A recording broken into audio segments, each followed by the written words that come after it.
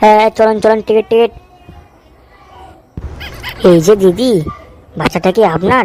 তাহলে বাচ্চাটিকে কোলে নিয়ে বসুন, তাহলে সবার বসতে অসুবিধা হবে। হ্যাঁ, কেন কেন? আমি তো বাচ্চার টিকিট দিয়েছি, ওটা টিকিট দিয়েছি আমি, তাহলে ও বসবে কেন? বসবে না কেন? ও এখন 6 বছর বয়স হয়ে গেছে, কেন বসবে না ও?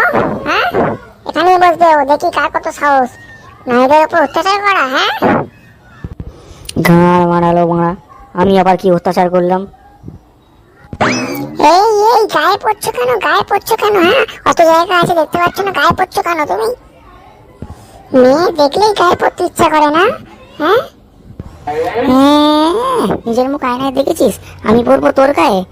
আর তোর থেকে তো আমি 3 মিটার দূরে আছি, একে অপরের পাড়ের গন্ধ শুকতে পারবো না, আর তুই নাকি বলছিস আমি তোর গায়ে পড়ছি?